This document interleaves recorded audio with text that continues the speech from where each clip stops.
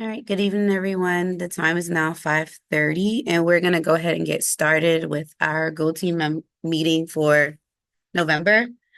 Um, First, I'm going to start by taking roll. If you hear your name call, you can just say here, present, or I. Here or present. Jovan Miles. Here, present. All right, Corey Frazier. Okay, Christine Owens. Hey, present. Hi, Miss Owens. Hi. Happy to see you. Tori McCrary. Okay. Sherry Rosales, Here, Allison Tolman. present. I am present. Gino Turner, Present. Layton O'Sullivan. Um, okay, and Officer Clay. All right. We do have quorum, so we're gonna go ahead with our action items.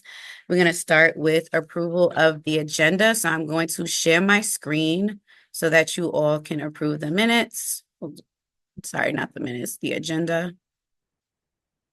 Hold on one second.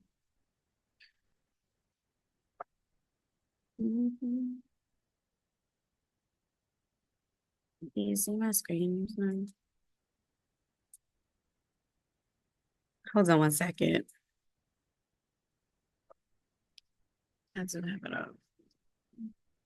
Okay, there we go. Share.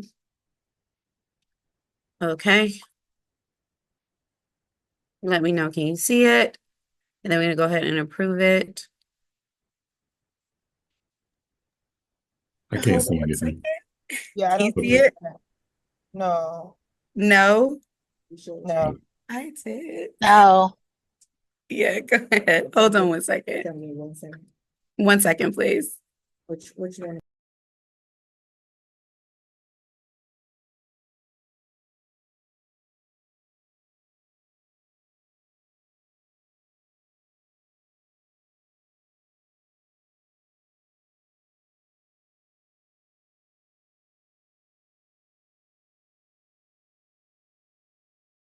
I apologize. Zoom has upgraded, and I was not prepared for that.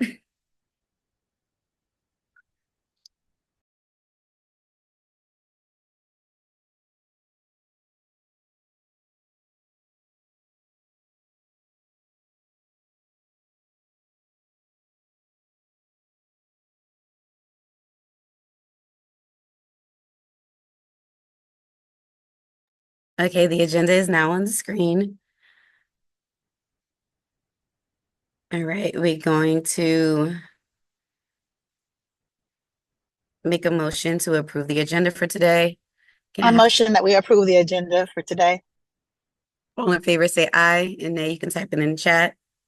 Oh, Aye. Aye.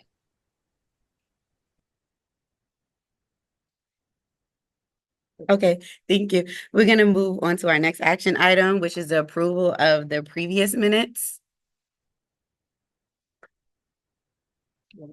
Yes, please.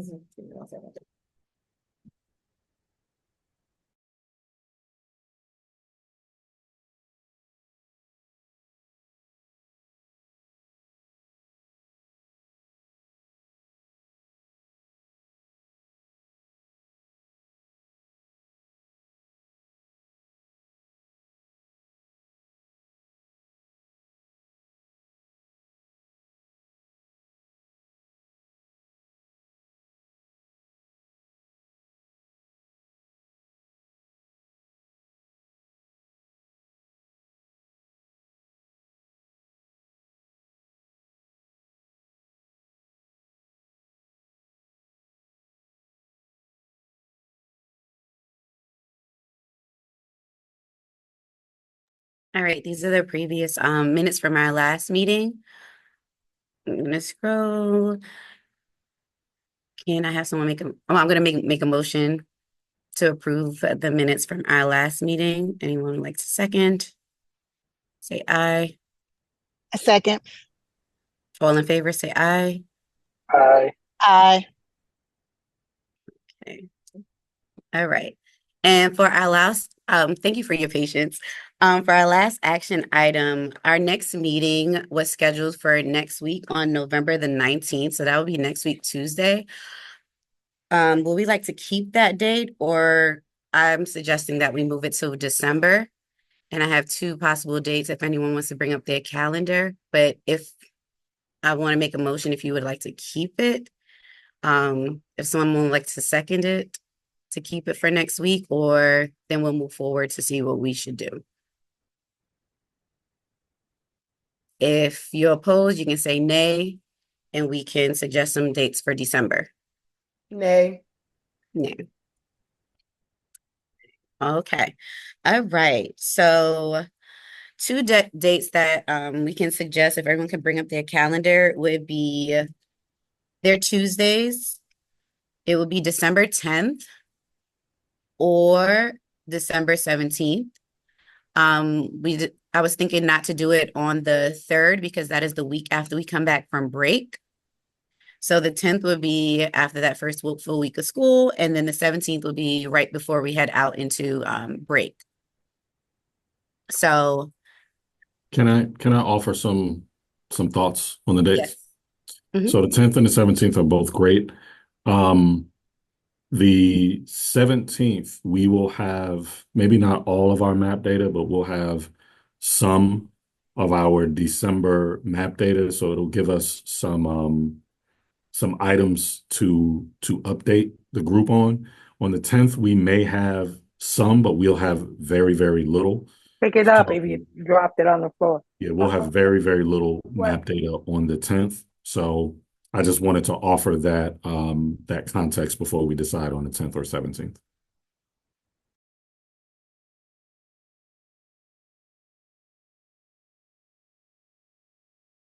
Okay, so according to you, Mr. Miles, because the 17th will be not just, are you thinking of the 10th would be better for majority of us that work within the school? I mean, whatever, I'll go with the majority. I just wanted to, just be clear on the 10th, we will have some map data, but not much to share. On the 17th, we'll have more map data. Okay. If we don't have the majority of the data on the 10th, we can always look at that data in the January meeting. But I just wanted the group to have the context before making a decision. Okay. Thank you. Can I All make right, a so- motion or no? Can I make a motion or Yes, you can. okay?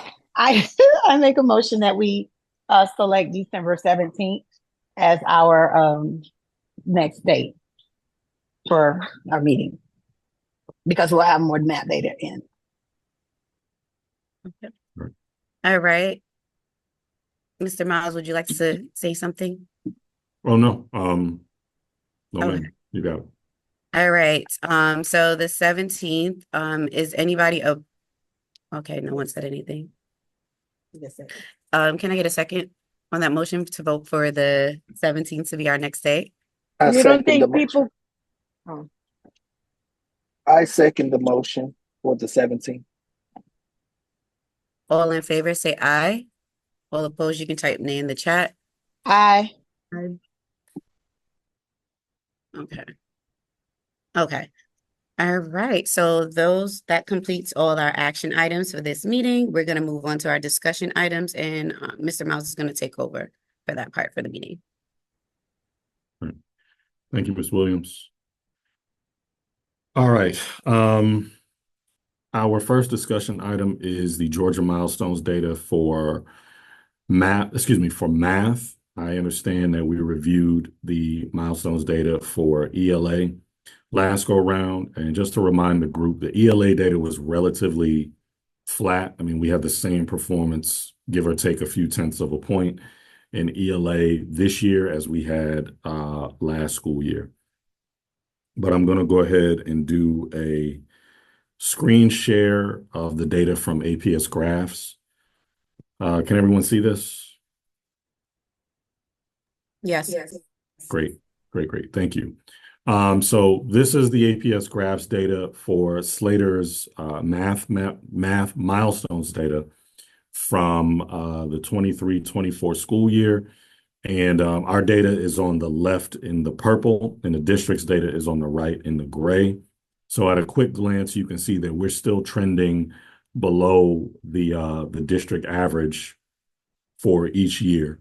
But do just want to bring your attention to a couple of things from the 22 school year to the 23 school year. The 23 school year is the concluding year of my first year as principal at Slater.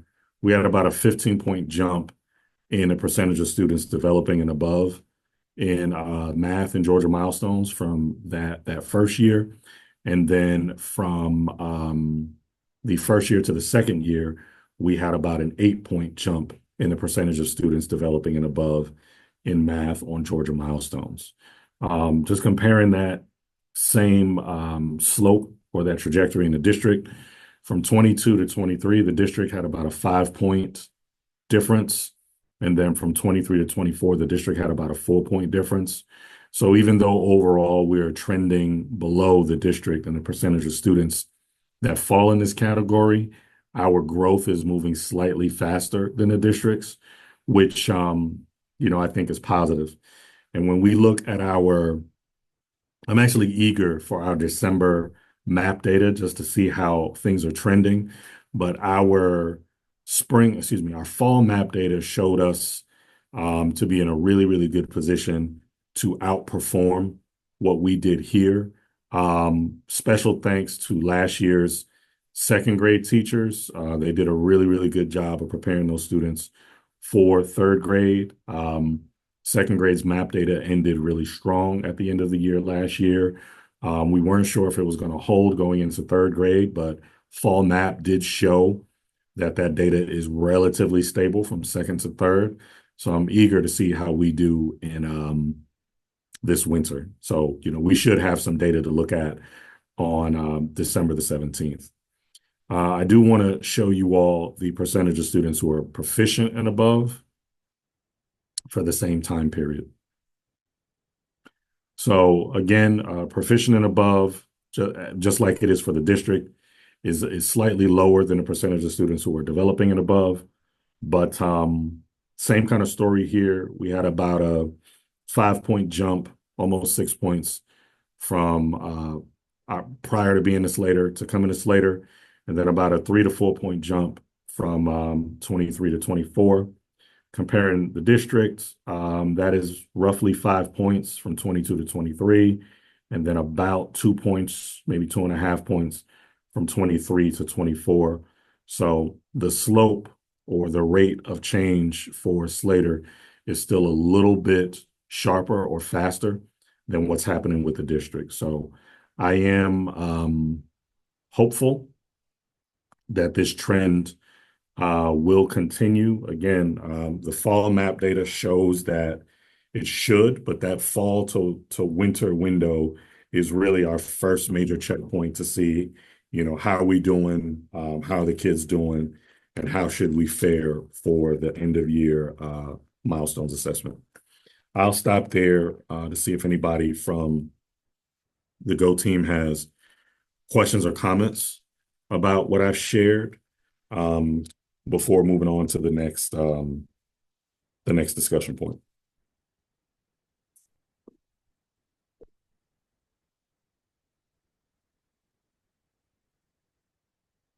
All right. Seeing as there are no questions there, I will share information about the school's continuous improvement plan. Now, the district's expectations around GoTeam is that we discuss the continuous improvement plan and we discuss the strategic plan. Slater is an APS partner school. It is not a traditional neighborhood school, so we are not following the APS strategic plan. Purpose Built is actually in the middle of rewriting or updating its strategic plan. So what I will share though is a look at 2 documents. The first document is the annual Title I plan that we share with the district. And I'll drop a link to the Title I plan in the chat. Please be careful. This link is live. So if you are inside that document and you're typing in that document, you will edit that document. So just, be thoughtful about that. But I'm going to bring it up on the screen, and I'm not going to do a deep dive. The document is, I don't know, 8 or 9 different spreadsheets. But what I am going to bring your attention to is the goals and the action plans. So I'm going to do a screen share really quick.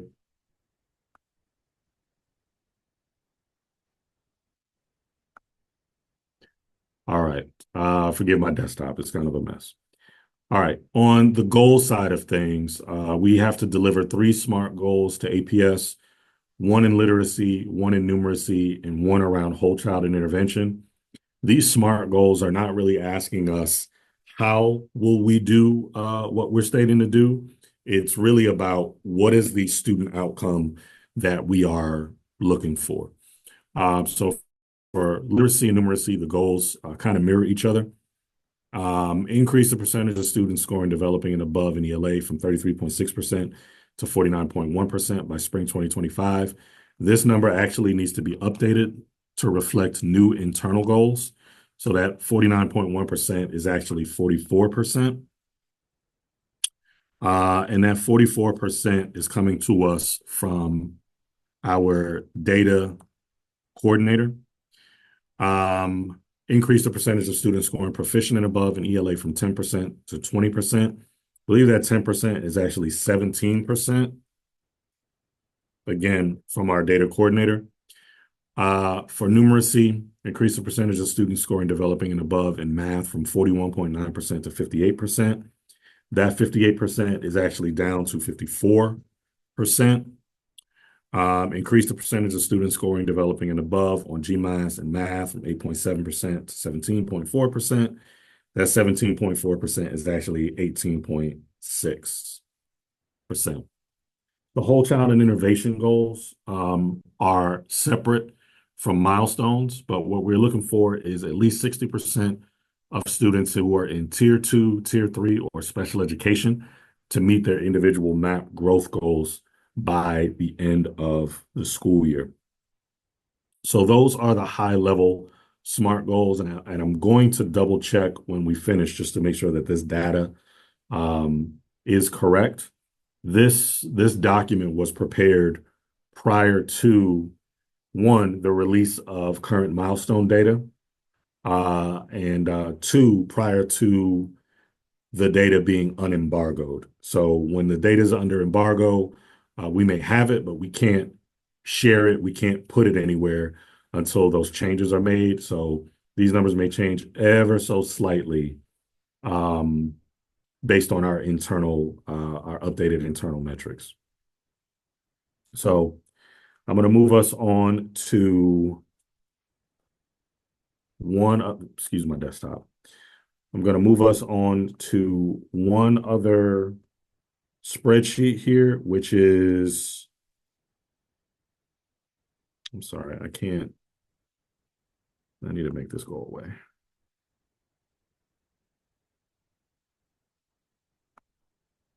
Yeah, the action plan. And again, the action plans are written over the summer prior to us actually having the current data.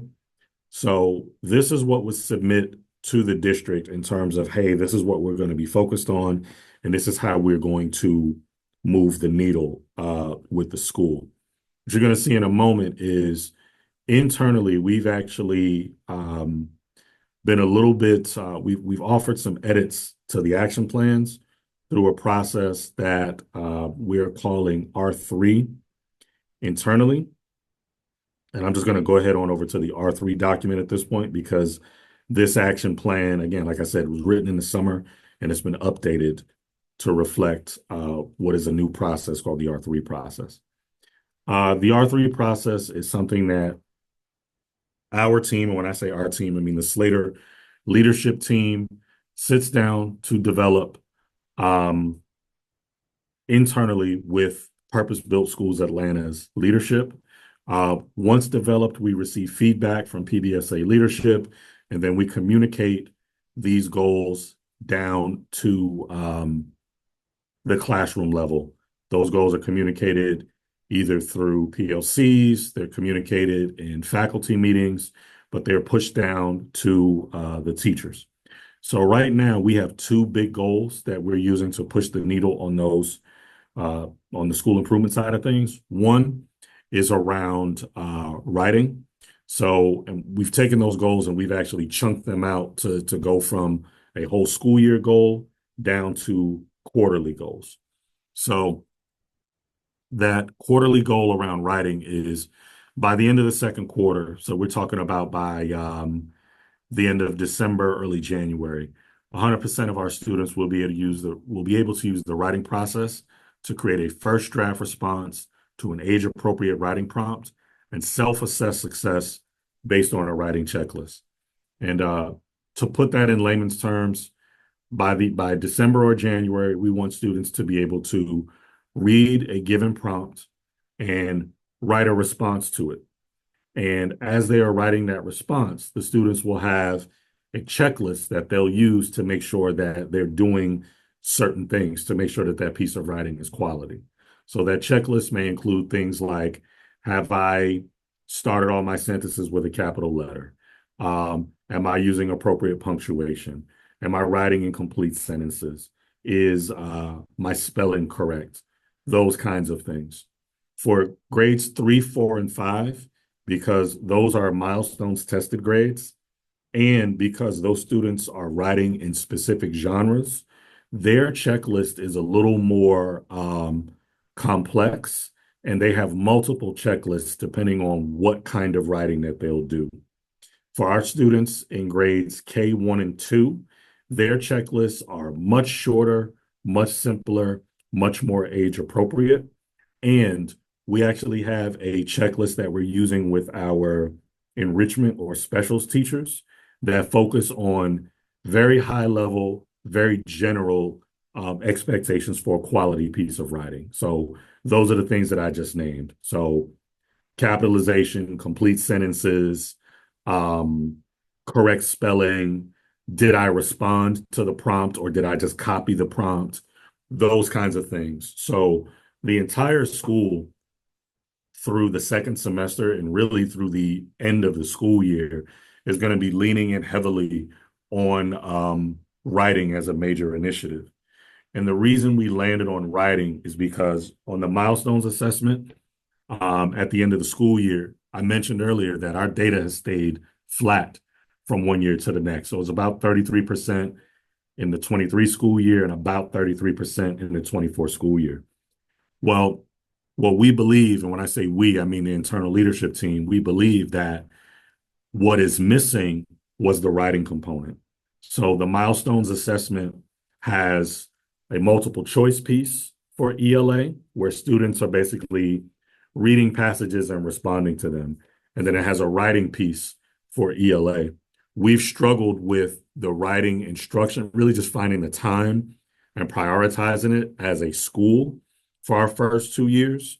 And this year, the approach has been, we started with that writing instruction and expectations around writing in August. We didn't wait till second semester to lean into that. We started in first semester, the first month of school. And I actually got some feedback from my boss today, maybe 30 minutes before this meeting started. They did observations throughout the building, and they had lots of praise and lots of positive things to say about observing students writing, seeing students, in particular male students, very excited about writing and participating in writing in the upper grades and in the lower grades. And I highlight the male students because, when you look at all of the data, upper elementary boys, particular Black boys, that's kind of when they start to, drop off and disengage with school and the academics. And the team's anecdotal data or observation data was, they saw our young men very excited to participate. They saw them producing pieces of writing. They saw a number of our teachers really pushing the students in that writing space. So it's good to hear that, we're responding to the data. We're responding strategically to the data by picking writing. And, folks who are not me or my team are able to come in the building and see lots of consistent evidence of that work taking place. And they're seeing that work take place with a population of students who statistically and historically have not been engaged in that way. So again, I'm very excited about Winter Map so we can see, we have a measure for what like I'm able to observe, but it is all linked to this particular goal. I'm gonna scroll down a little bit. This is the action plan around this. And those of you who are employees here, teachers here, you have experienced some of this stuff already. So right score based PLCs to plan and practice delivery of writing lessons, explicit modeling of the writing process. I know you've experienced observations, many, many, many observations, but folks coming in to observe the direct writing instruction. The student self-assessment piece is newer. So it was something that was put together by the Dean of Academics, instructional coach, and they were able to get feedback from a couple of ELA teachers in the building before it went live. It hasn't been pushed out 100% to everybody yet, but some folks have a draft of it. And the team that did the observation today even noticed that folks who had the draft of the self-assessment, students were using the draft self-assessment to check their writing. So we've got people in the building who are ahead of our plan, which is positive. Yeah, the last piece of it is pushing the writing outside of the regular homeroom classes into enrichment, into labs, and even into reset and counseling when students visit with Ms. Qualls or they have to visit with Mr. Moultrie. There's an expectation that we are writing and reflecting in those spaces as well. And in those spaces, we're using a very, very similar self-assessment checklist system. So every single place in the building, every teacher that a student touches should have a version of a checklist available for the students to use to self-assess. And again, we're not 100% there yet in terms of communicating it to staff and pushing it out because I want to be thoughtful about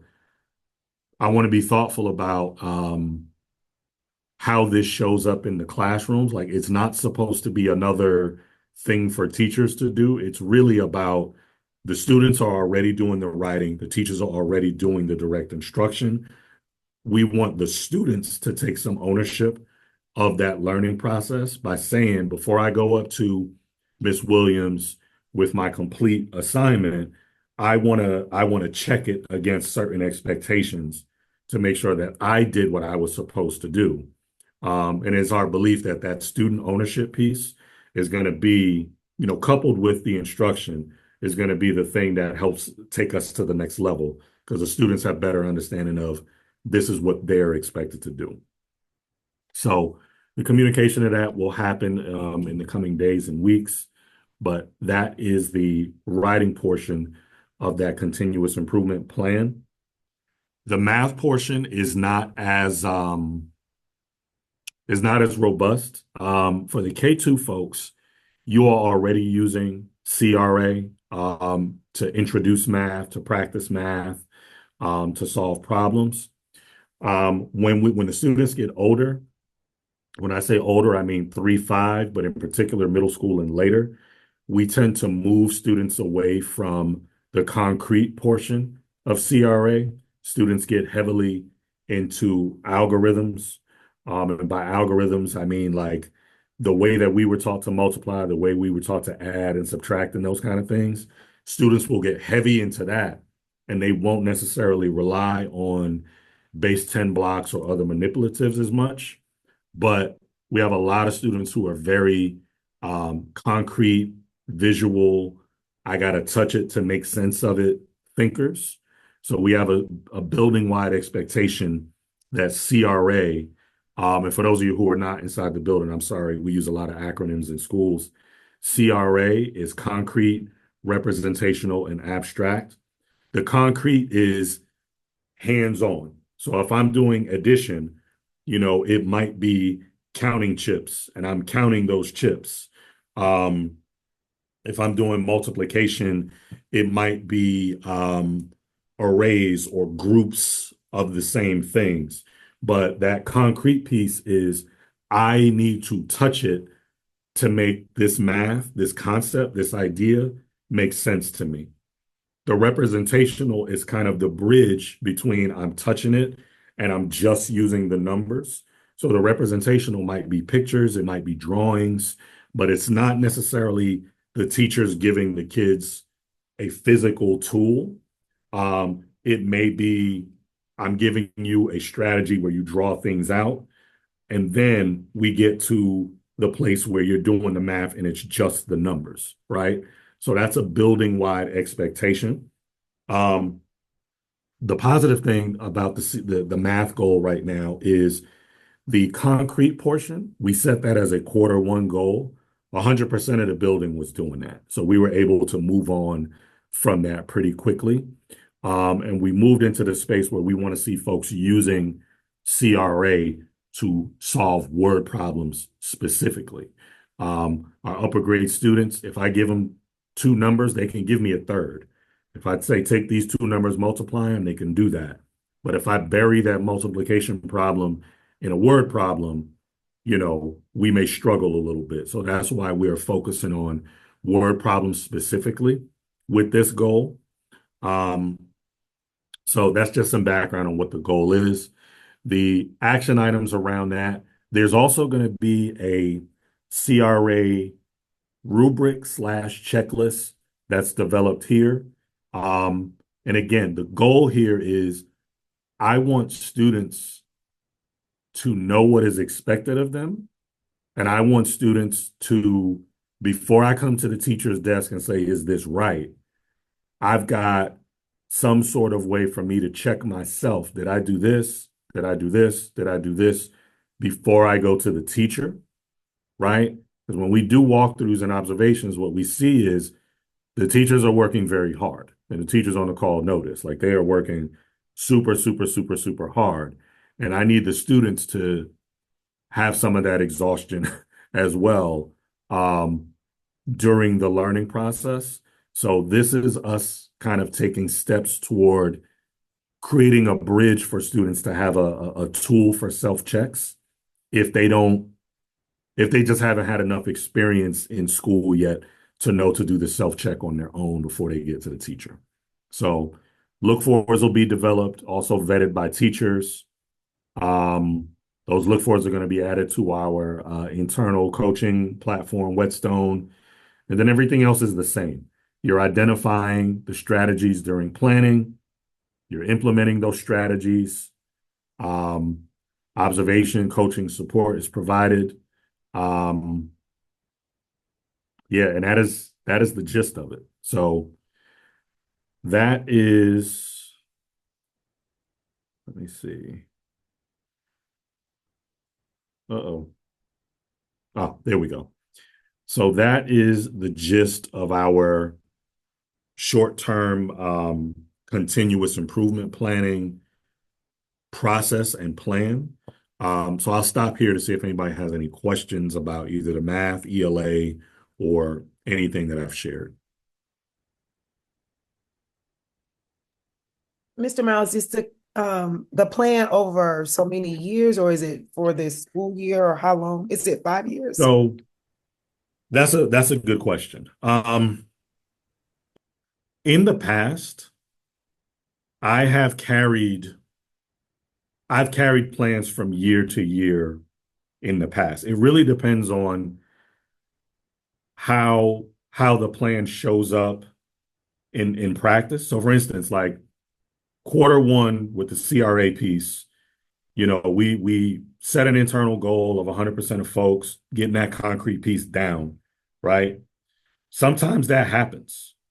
sometimes we're a little ambitious about what the ask is, and it like quarter 1 turns into quarter 2 turns into quarter 3, turns into next year because we know quarter 4 it becomes test time for the school. Um, the writing piece is going to be a multi-year thing. Like, I'm reflecting on my first 2 years here at Slater. We did not prioritize writing as much as we should have, K5, and we didn't do that for a lot of reasons, right? But the fact of the matter is we didn't prioritize it. This year, we're in a space where I think we have the right staff members on board. We've had really good retention with staff. When I look at student data, the cohort data, and when I say cohort, I mean that group of kids who were in second grade who moved on to third grade, that data is staying pretty strong, right? So we can be more rigorous sooner, but it still probably takes several years of doing a thing before every kid before all we're worrying about is PKK in one. You know what I mean?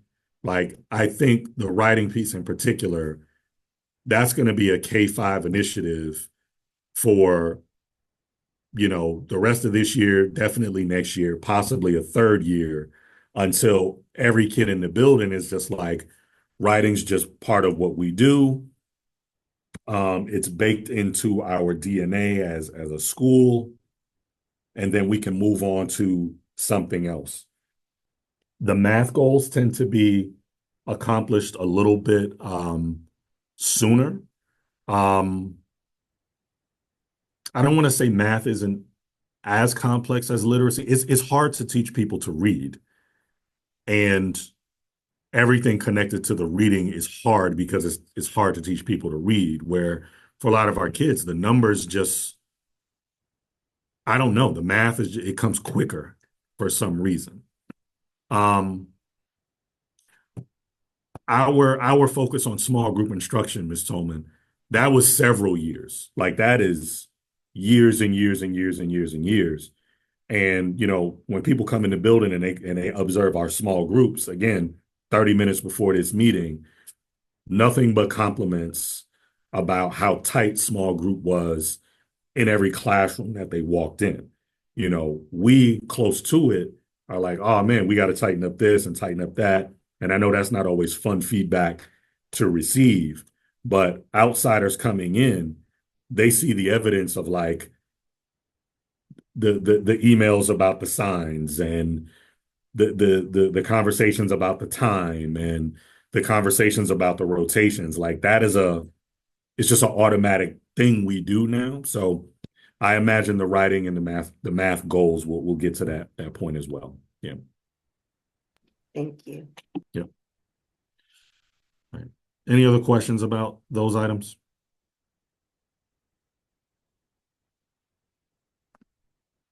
Awesome.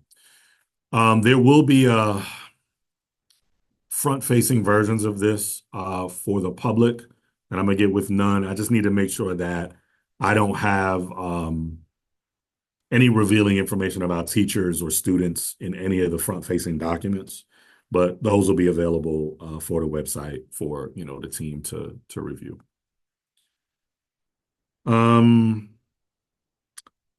Next up is the optional school uniform conversation. I understand there was some conversation around this earlier. And then we'll get to my report around attendance and enrollment. And I just want to say this around school uniforms. In a perfect world, I'm a proponent of school uniforms. We have a number of kids who wear uniforms. It makes it easier to shop. It makes it easier to do laundry throughout the week. You don't have to worry about this kid picking on that kid about what they're wearing. We don't really have that problem at Slater, but that is a reason to have school uniforms.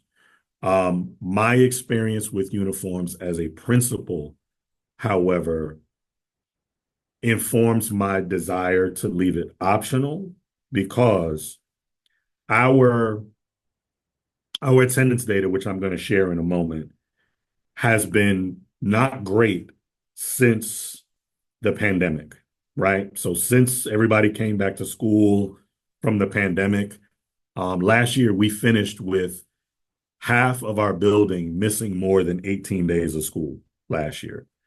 18 days of school is 3 weeks and 3 days of instruction. So more than half the building missed at least that much time. So I want to just kind of put that out there. As a principal, we had a uniform policy at a previous school, and what some of our families ended up doing was not sending kids to school because the uniform wasn't clean or the uniform was not sized or those kinds of things. So we did not get rid of the uniform policy.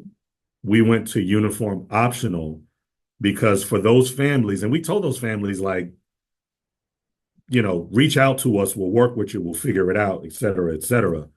But they literally missed days of school because of the uniform. And it ended up having the opposite effect, right? Like you go to uniforms to make it easier for people. And for some families, it became harder because they don't have the khakis, they don't have whatever. I'm open to discussion. We'll respond to what the school community wants, but I don't want to create any barriers to attendance. I don't want to create barriers to attendance. And if you'd asked me 10 years ago, would uniforms be a barrier to attendance? I would say absolutely not. Like, it's easier for people to do this and just come to school. But the reality for me was different. So open the floor for discussion, and then we'll decide.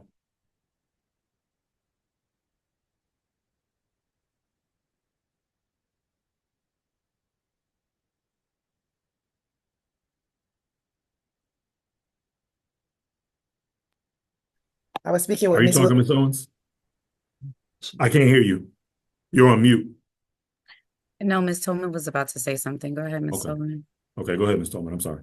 Oh, yeah, I was talking to Miss Williams earlier, and we can both see both sides. And I think the last time I was sharing about our attendance being critical and not having another barrier with it, having them not come because of uniforms. But I'm thinking even if we had a closet and the resources, I didn't consider people still just using that because they might not want to take the extra step to say, oh, okay, I'll come get a uniform. They may just stop at, it's not presentable, so I won't come. So it makes me kind of consider that as a possibility of not having a hindrance to attendance, because I think the main thing for me is to get them to school so that we can teach them and that we won't have so much instruction missed, especially if it's over half of the school missing.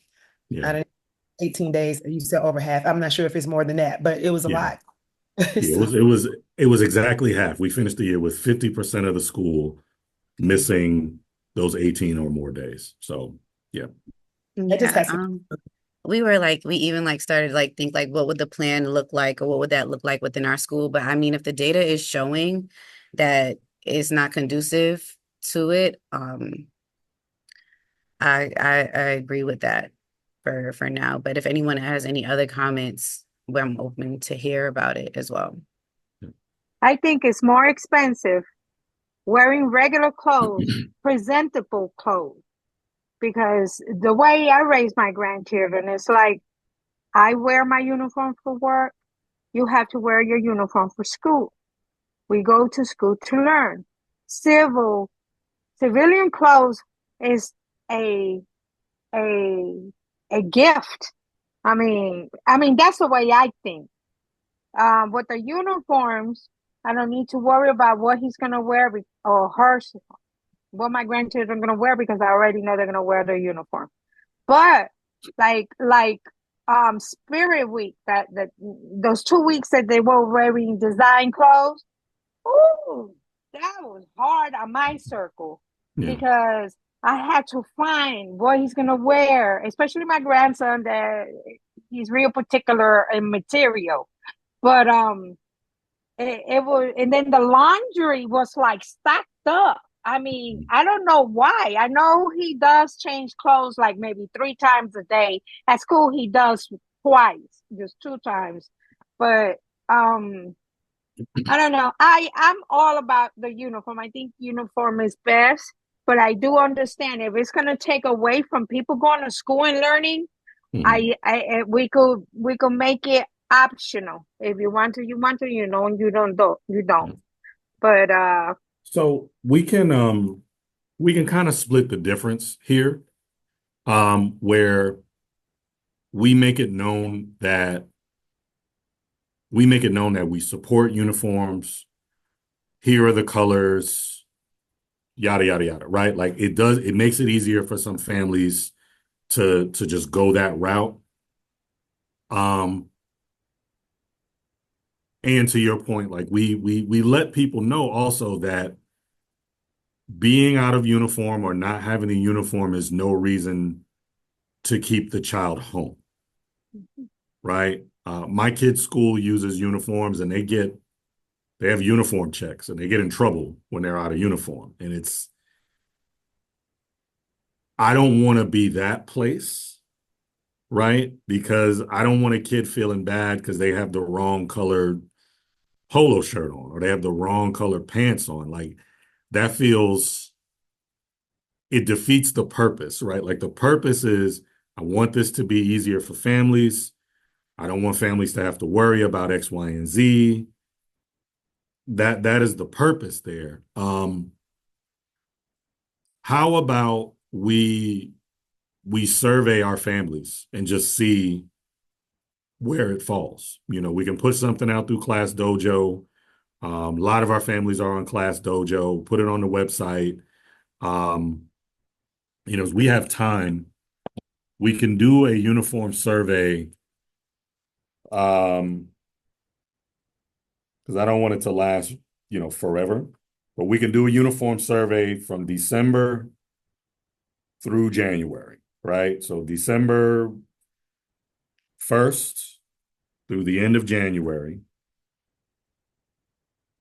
And we just see what our school community, where it lands. And, in the survey, we can get into things like uniform, yes or no.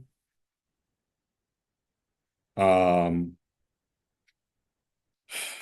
we can get into like options for uniform options, right? So color options,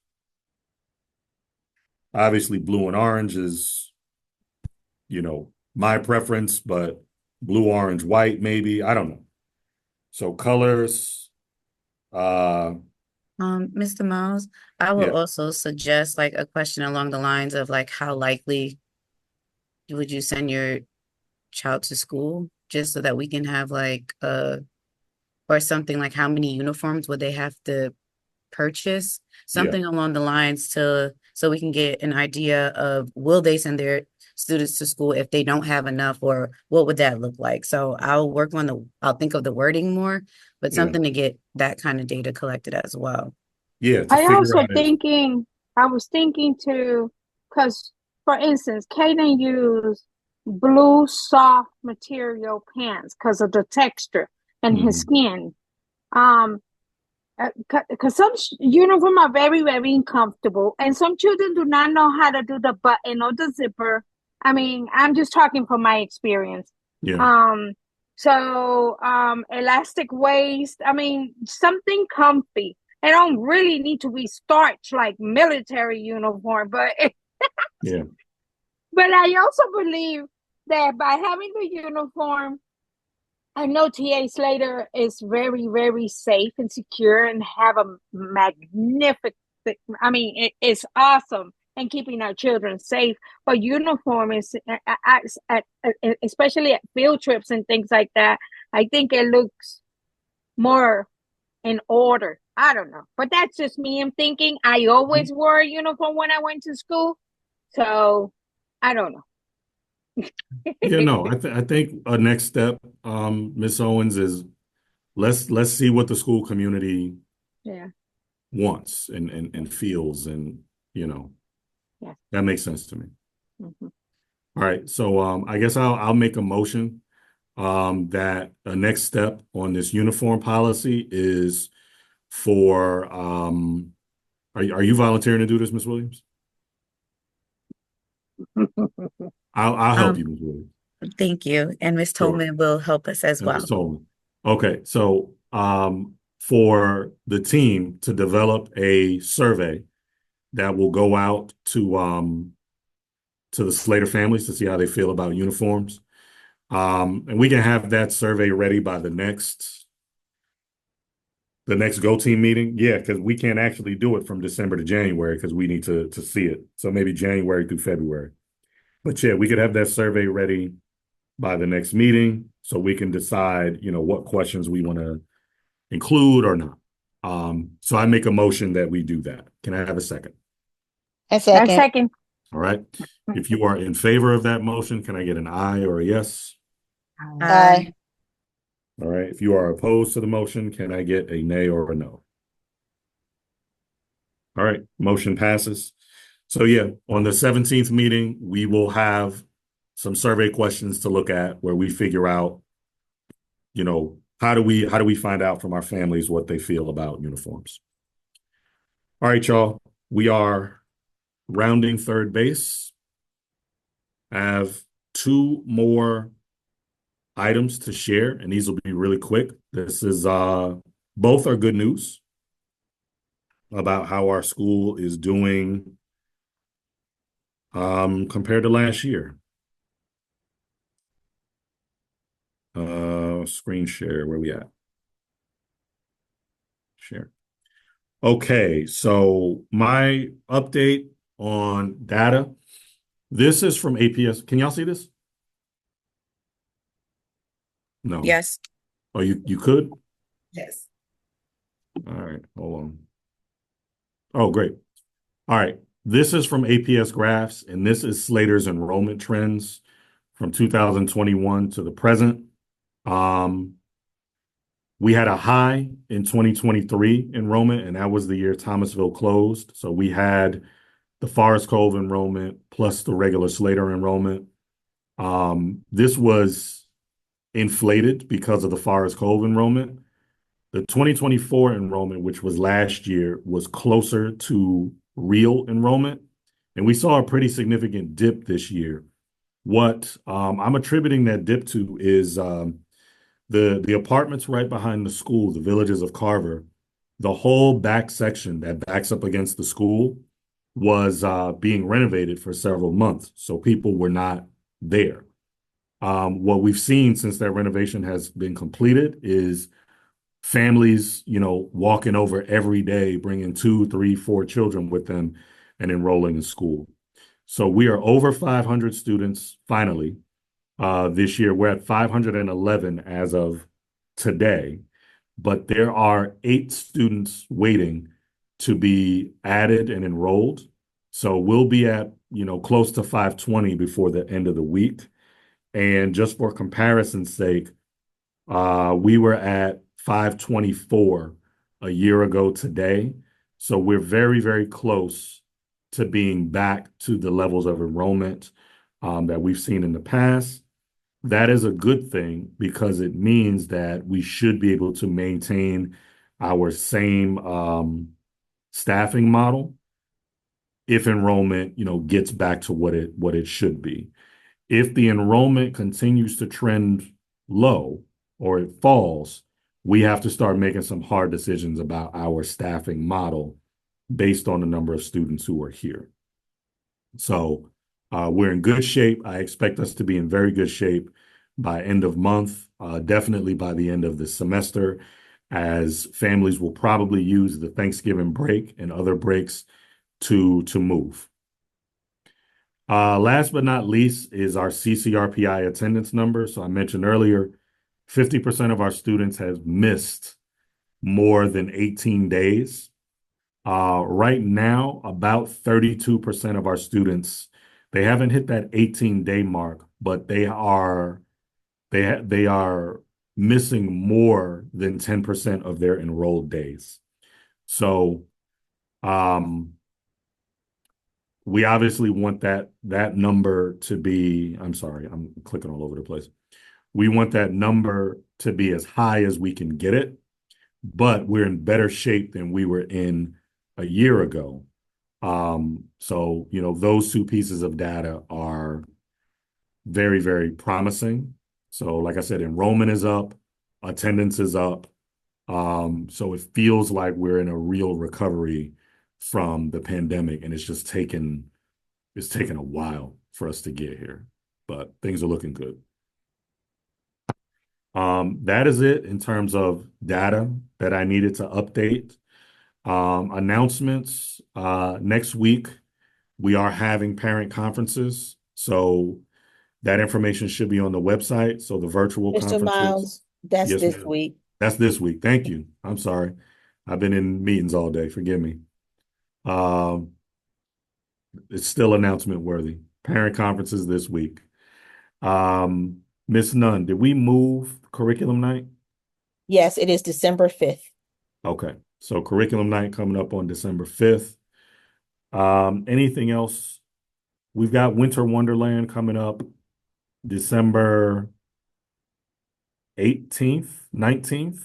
December 19th. Thank you. 19th. It's on the calendar, but it'll be pushed out. It'll be pushed out soon. Um, Inclusive Schools Week is the first week of December. I think those are all the things top of mind. Hey, darling. And then we have Thanksgiving break week after next.